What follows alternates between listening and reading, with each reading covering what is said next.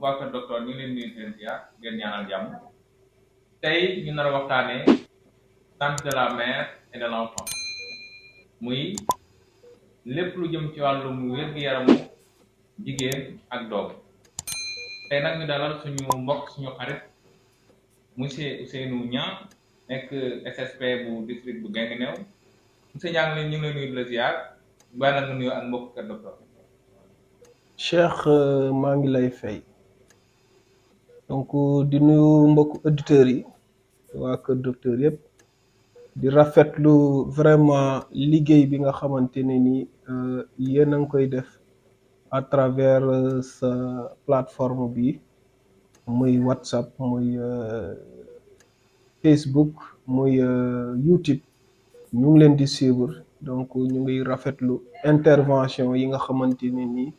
yéen a ngi koy mëne di nuyu suñu MCD donc docteur Abdoulaye Dia ak l'ensemble du personnel du district donc di am contenté aussi teew fii tey ci kii donc par rapport ak journée bi dinañ ci dugg léegi ci kanam donc ñu ngi lay jaajëf. comme ni ñu ko waxee tey nekk journée boo xam ne ñu ko jagleel santé de la mère et de l'enfant donc mu nekk 4e édition su ma juumul ngeen ñëw fii si Ciki nag ku na xam ne moom boo ñëwee Kër Docteur effectivement donc nga ñëw indi garab yu doy macha allah donc ñu ngi lay remercier ci loolu di nuyu de passage équipe yi nga àndal yëpp tey nag ñu tànn yenn ci poñ yi nga xam ne mooy ñeel promotion de la santé ñeel santé de la mère et de l'enfant muy anémie chez l'enfant ak li nga xam ne mooy màndarga jóg-jóg na ca jigéen ci tënk yan moom lañ jàpp ne mu mën a joxe anémie ci xale. merci beaucoup Cheikh ci question bi am na solo trop donc mbala may xuus ci sa question damay fàttali d'abord li nga xamante ne ni tey moo ñu indi Ciki donc dans le cadre des activités donc planifiées par rapport à la semaine de la mère et de l'enfant le district sanitaire de Guinguinéo dafa planifier ay activités de stratégie avancée ci activités de stratégie avancée yooyu avec les sages-femmes donc on a choisi le poste de santé de Ciki donc ma ànd ak la coordinatrice de la santé de la reproduction Maymouna Dabo ànd ak ay sages-femmes aussi donc ñoom ñëpp ñu ngi ci salle yi di mener activités yi donc ni mu ware mais aussi sensibilisation bi nga xamante ne nii donc moo ci war mais Cheikh di fàttali ne aussi ci semaine boobu thème bi ñu choisir mooy les 1000 premiers jours importance bi mu am donc mais vulnérabilité bi mu mën a am aussi ci xale yi 1000 premiers jours bi maanaam depuis la conception ba xale bi ba muy am 2 ans donc ci kalamay ko ci junni fan yu njëkk yi li nga xamante ne jigéen ji ba mu ëmbee ba xale bi ba muy am 2 at donc loolu mooy thème bi nga xamante ne ni moom lañ choisir tey ji donc bu ma dellusee ci sa question maanaam mooy yan mandarga moo mën a wane ne xale am na anémie lan moo koy joxe ak yan jeexantal la mën a am ci xale bi. voilà très bien donc Cheikh anémie maanaam muy ñàkk deret cause principale ci xale maanaam boo xoolee c'est une mauvaise alimentation parce que donc carence en fer lay doon te fer nañ fàttali ne donc élément bu fondamental la ci suñu organisme lu tax parce que suñu organisme du ko defar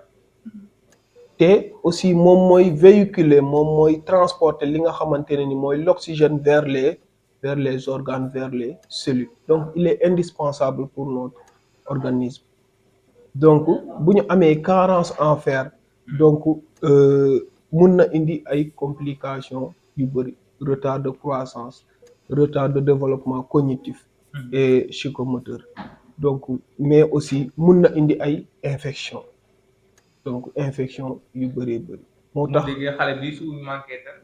mën na ko jural ay jafe-jafe ci yaramam rawatina nag wàllum infection aussi mën na ko. effectivement donc noonu lay dem ba tax na nag donc loolu noonu war nañ di sensibiliser jigéen ñi donc depuis ba ñu ëmbee seen lekkin la une bonne nutrition dafa am solo ba ñuy am doom ji aussi dès les premiers jours dès les premières heures ñu def li nga xamante ne ni mooy mise au sein précoce mais aussi def appliquer li nga xam ne mooy l'allaitement maternel exclusif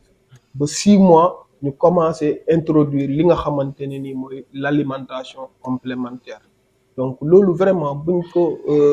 toppatooyee normal donc mun nañ am chance xale bi du daal di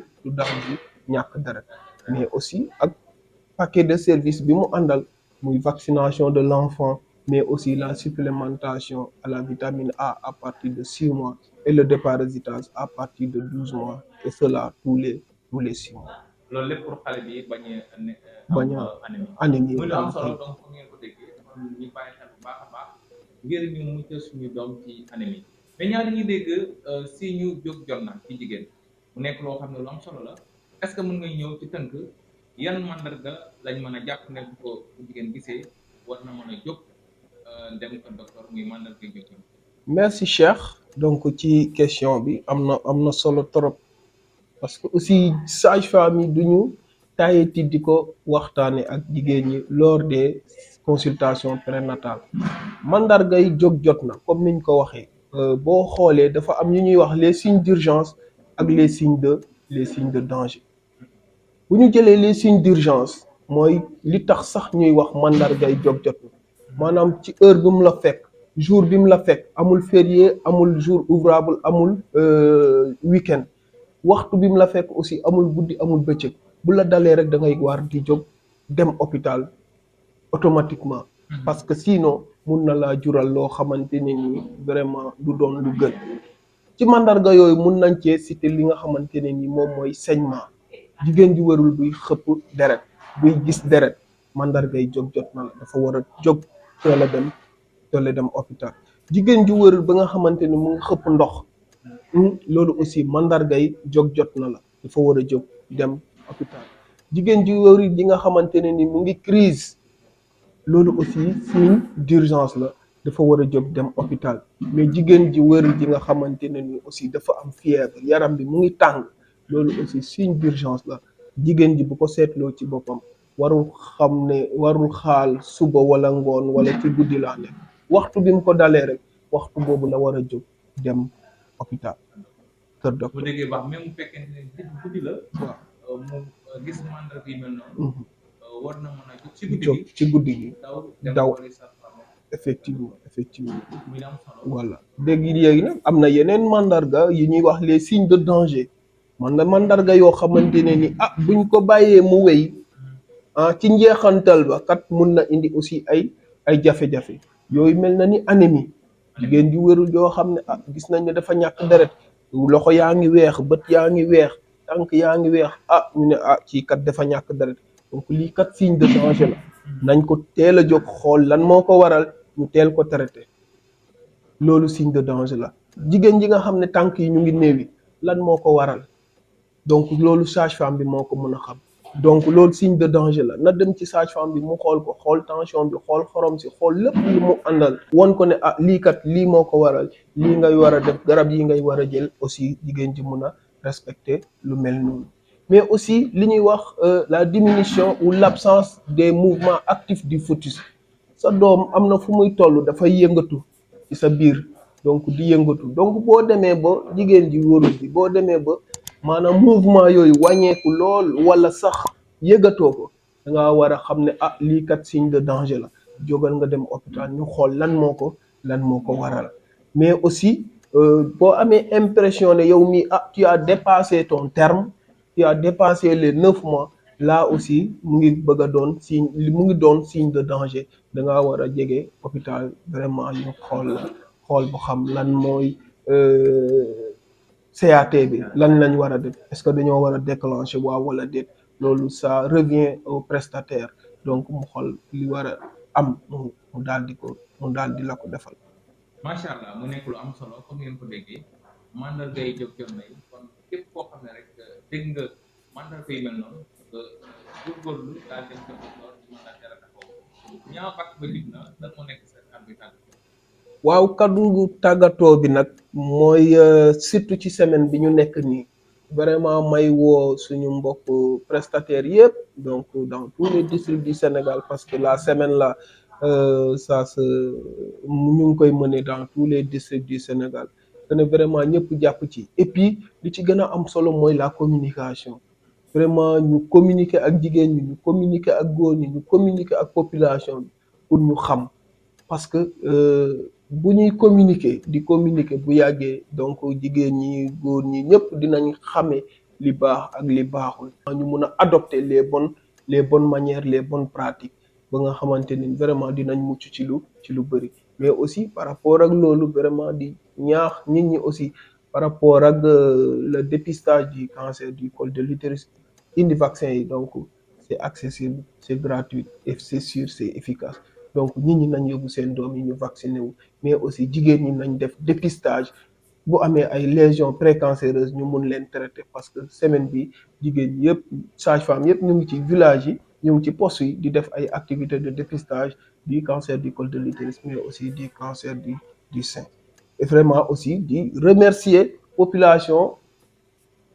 Cikki nit ñu accueil bi vraiment macha allah fekk nañ fi. pare que léegi mburu mi doy na waaw ngeen bu baax a baax mburu mi doy na loolu am solo la ci waaw jigéen accueil bi vraiment macha allah jaar na yoon ñëw nañ jox nañ ñu ndekki